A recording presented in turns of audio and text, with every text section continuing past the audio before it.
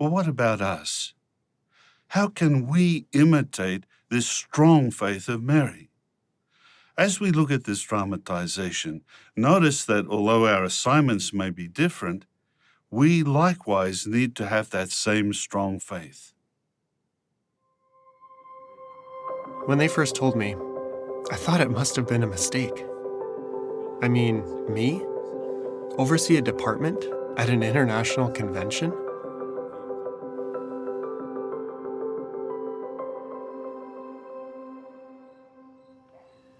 I felt like it was just too much to handle.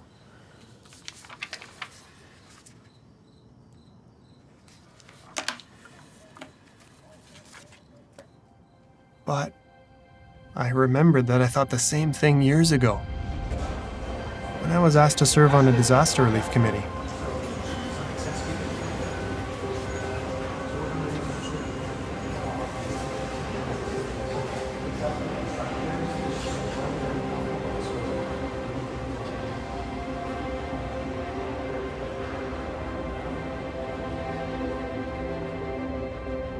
And when I served on the hospital Liaison Committee.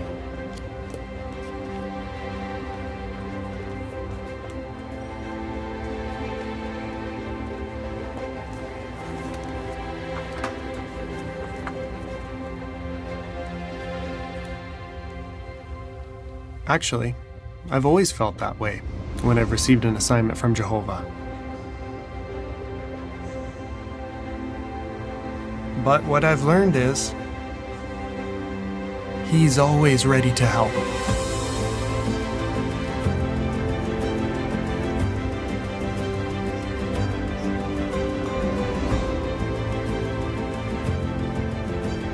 So when Jehovah asks me to do something that seems difficult, I just remind myself to pray, stay loyal, and have faith.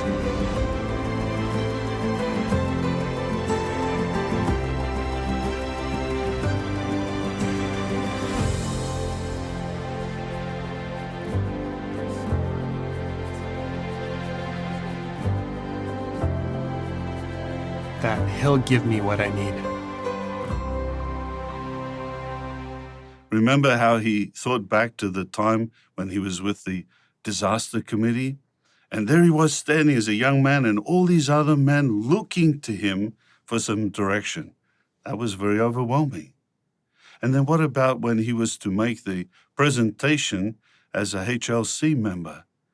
Remember sitting there in the corridor by himself, and then this young woman ushers him into the room. She didn't look very friendly at all, did she? And certainly the medical staff didn't look very friendly. So assignments like that can be overwhelming. We're watching governing body member Jeffrey Jackson, and it's worth remembering that this is a symposium supposedly bigging up women, the title being Imitate Women of Strong Faith.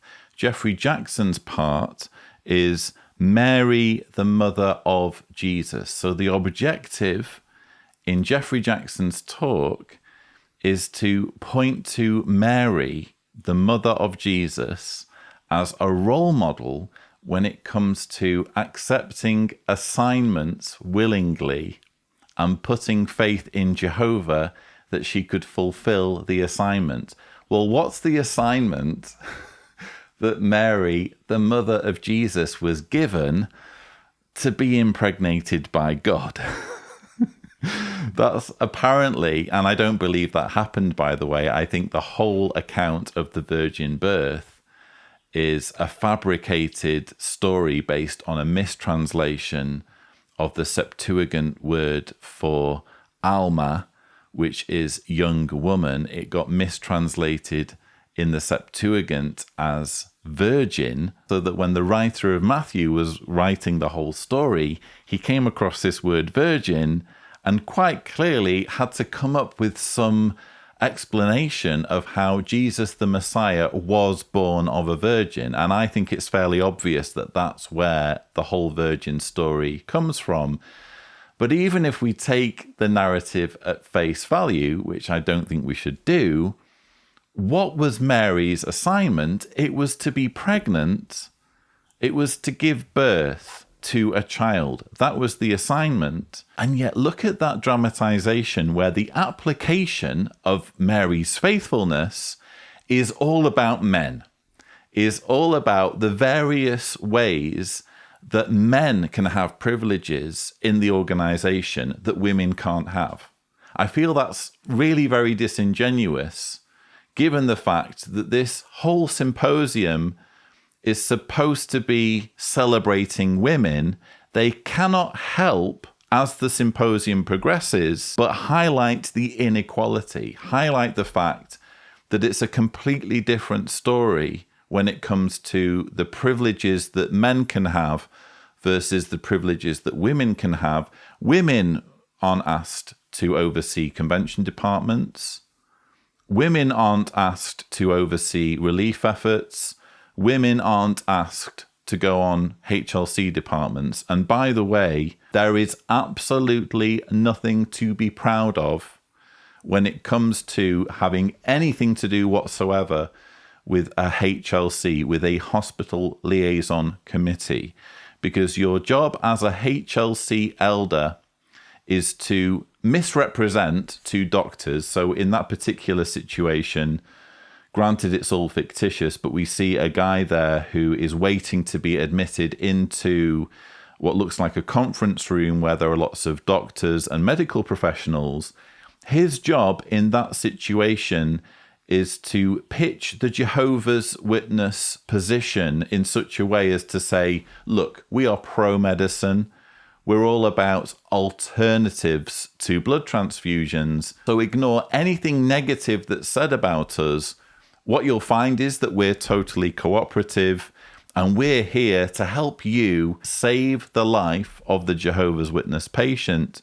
What they will never, ever say during these misinformation events, during these presentations, is, look, if the Jehovah's Witness accepts blood, we're going to punish them. We are going to penalize any Jehovah's Witness who willingly and unrepentantly accepts a blood transfusion by arranging for their family to shun them. They will never ever say that. A HLC elder giving a presentation like this will never be transparent and never be honest. And ultimately the job of a HLC elder, when they are not misleading healthcare professionals, is to intimidate Jehovah's Witnesses who are at death's door and make it less likely that of their own volition they may do a U-turn.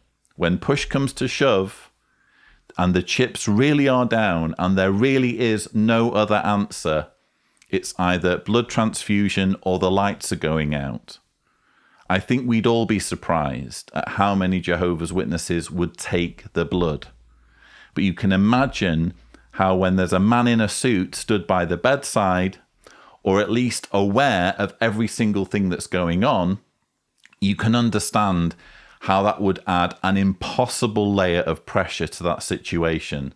So that even if you feel as though you could relent, you could find a reason to prolong your life in that situation by accepting blood and be okay with it and be okay with your relationship with God, you're still going to feel pressured to refuse the medicine, effectively being ushered down the road to martyrdom. That's what a HLC elder is. That is their job. That is what they are in the business of doing. So for them to be celebrating HLC elders in this particular video, I find grotesque, to the point where Jeffrey Jackson is reading into the body language of the woman who's inviting him into the conference room. It's all fictitious. You have crafted this. You're part of the teaching committee, Jeffrey Jackson. You essentially made this propaganda, or you were responsible for green lighting it. You're part of the creative process here. And you manufactured a situation in which the woman wouldn't look friendly, and in which the doctors who are waiting for the HLC elder to walk in are looking less than thrilled about the position that he represents, perhaps because they've had patients die on them, with HLC elders lurking around in the background, putting pressure.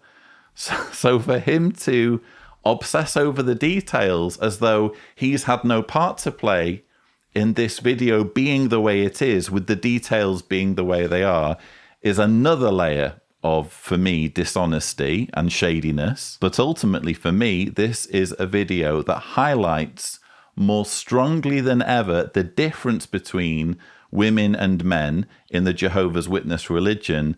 And ironically, it's being shown in a symposium that is supposed to celebrate women in the Jehovah's Witness religion.